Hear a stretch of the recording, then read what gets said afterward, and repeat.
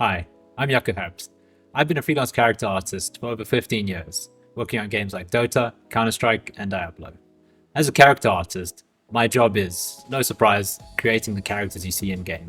That means sculpting in ZBrush, texturing in Substance Painter, and assembling everything in software like Maya or Blender. Depending on the project, those characters eventually end up living in Unreal Engine or Unity. All of this requires a fairly beefy PC, and it's time to upgrade. So when AMD and Untethered reached out to collaborate, I saw it as a chance to step out of my usual workflow and test what truly no limits hardware could do. This time around, I got to play with something special. AMD's new Threadripper 9980X, 64-core, 128-thread Zen 5 CPU. It's basically a supercomputer under your desk. Do I need 64 cores? No. But do I want them? Absolutely. For comparison, Byron loaned me two AM5 CPUs. The 9800X3D, an 8-core chip designed for gaming, and the 9950X, a 16-core powerhouse for creators who want top-tier performance. Before getting into the results, massive thanks to G.Skill for supporting this project.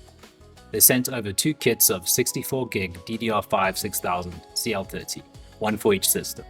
Fast, reliable memory like this is the foundation for every stable build, and honestly, this whole comparison wouldn't have been possible without it. For a workstation, you'd probably want 128 gigs, but for our purposes today, 64 gig will serve us just fine. You can check them out at wootware.co.za/gskill. ZBrush was the first test, my home turf. It's notoriously single-threaded, which means even a monster CPU like the 9980X can't brute force its way to faster performance. The 9800X3D and 9950X felt just as quick for pure sculpting, but that's the thing about creative workflows. They're rarely defined by one program.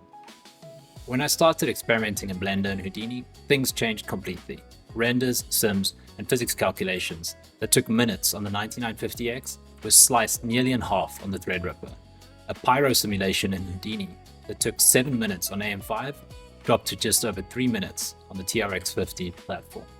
And even though I don't live in Houdini or render in Blender every day, that kind of speed gives you creative breathing room. You're not waiting on progress bars, you're staying in the zone, iterating faster, and refining ideas before they cool. Naturally, I'm also a gamer, and I didn't want to compromise in that regard. I tested Battlefield 6 at 4K, and to my surprise, the Threadripper kept pace with the 9800X3D. Dips here and there, sure, but still completely playable.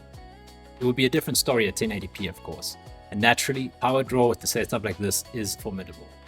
For most artists, this kind of hardware probably sounds excessive, and it is. But what it gives you isn't bragging rights, it's flow.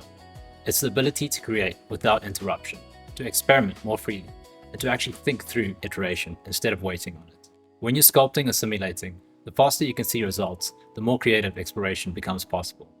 That's what I've discovered so far. The right hardware doesn't make you a better artist, it makes you a faster one. And that difference changes everything. Yeah. No, I'm trying to cover it now. Well, then put one of the box over there.